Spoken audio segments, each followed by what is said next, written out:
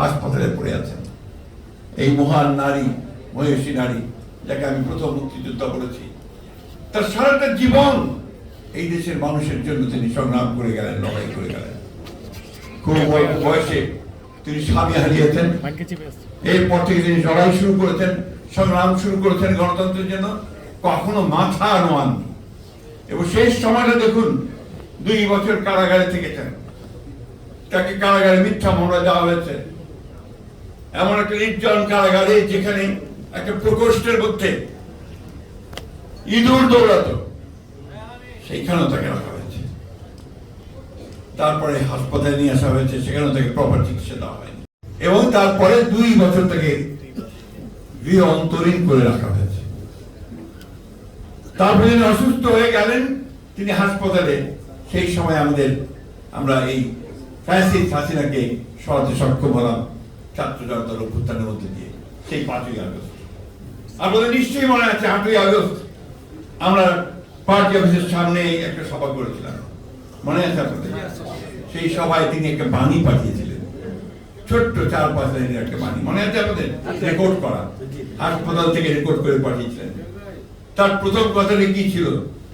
যে আজকে ছাত্র জনতার রক্তের মধ্য দিয়ে আমরা আবার একটা নতুন স্বাধীনতা অর্জন করেছি। এই স্বাধীনতার দিনে আমার আপনাদের কাছে আহ্বান, যে প্রতিহিংসা নয়, প্রতিশোধ নয়, আসুন আমরা সবাইকে ভালোবেসে নতুন একটা বাংলাদেশ গড়ে তুলি। কত মহান এই নেত্রী, চিন্তা করুন যে তিনি বাংলাদেশকে গড়ে তোলবার জন্য আবার নতুন করে সবকিছু ভুলে গিয়ে তিনি পলিটিক্স ও রিকনসিলিয়েশনের কথা বলেছেন। আসুন আমরা সেই পথে যাই। কিন্তু আমরা কি দেখছি? আমরা দেখছি ভয়াবহ একটা প্রতিহিংসার কথা দেখা। আজকে পরাজিত ফ্যাসিস্টরা পরাজয়কে মেনে নিতে না পেরে সেই নির্বাক পলাতক হয়েছে, পালিয়ে গেছে, সেখান থেকে ষড়যন্ত্র করছে বাংলাদেশকে ডিস্টেবিলাইজ করার জন্য। এতটুকু শিক্ষা হয়নি, যে কিভাবে পরিণতি হয়েছে। আজকে সেভাবে আবার চেষ্টা করছে, এইভাবে হাদিকে হত্যা করার চেষ্টার মধ্য দিয়ে, এরশাদুল্লাহকে হত্যা করার চেষ্টা দিয়ে বাংলাদেশে অস্থিতিশীল পরিস্থিতি সৃষ্টি করতে চাইছে।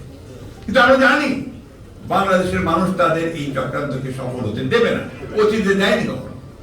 এটাই আমাদের শক্তি। এই দেশের মানুষ কখনো অন্যায়ের কাছে মাথা নত করে না এবং সঠিক পথে এগিয়ে যায়। কোন চক্রান্ত এবং ষড়যন্ত্র তাদেরকে দমিয়ে রাখতে পারে না। আমার বিশ্বাস, আমাদের সকলের বিশ্বাস, যে আমরা বাংলাদেশের মানুষ ঐক্যবদ্ধ হয়ে সেই পথেই যাবে, যে পথে বাংলাদেশের মুক্তি রয়েছে, যে পথ আমাদেরকে দেখিয়েছেন শহীদ প্রেসিডেন্ট জিয়া রহমান, যে পথ আমাদেরকে দেখিয়েছেন আমাদের নেত্রী দেশনেত্রী বেগম খালেদা জিয়া, যে পথ এখন দেখাচ্ছেন আমাদের নেতা তারেক রহমান, যিনি আমাদেরকে 31 দফা দিয়ে নতুন বাংলাদেশের স্বপ্ন দেখাচ্ছেন।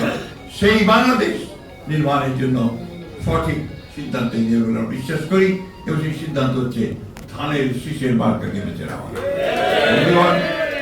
এই কারণে এবারকার এই শহীদ বুদ্ধিজীবী দিবস আমাদের কাছে অত্যন্ত গুরুত্বপূর্ণ। আপনারা সবাই জানেন, ইতিমধ্যে জেনে গেছেন, যে আমরা কিন্তু একটা প্রতিকূল অবস্থার মধ্যে দিয়ে যাচ্ছি। যারা আমরা বাংলাদেশি জাতীয়তাবাদী রাজনীতিতে বিশ্বাস করি, সেই প্রতিকূল অবস্থা দেখুন। এই 5ই আগস্টের পরে আমাদের উপরে অনেক রকমের মিথ্যা প্রচার অপবাদ দেওয়া হচ্ছে, তাই না? আমাদের সেই সোশ্যাল মিডিয়াকে ব্যবহার করে বিএনপিকে কিভাবে আপনার হীন করা যায়, কিভাবে খাটো করা যায়, মানুষের সামনে খাটো করে দেখা যায়, এই সব প্রচারণা চালানো হচ্ছে। সেখান থেকে কিন্তু আমাদেরকে বেরিয়ে আসতে হবে। এই যে প্রজন্ম আছে যারা, তাদের দায়িত্ব হচ্ছে সোশ্যাল মিডিয়াতে সেই বিষয়টাকে সংগ্রাম লড়াই করা, সেটাকে প্রতিরোধ করে তোলা। আরেকটি বিষয় আছে যেটা আমাদেরকে সবসময় মনে রাখতে হবে, যে এই যে প্রতিকূলতার কথা বলছি, দেশনেত্রী বেগম খালেদা জিয়া অসুস্থ হয়ে গেল, আমাদের প্রতিটি জাতীয়তাবাদী সৈনিকের কাছে অত্যন্ত উদ্বেগের বিষয়। আমরা একবার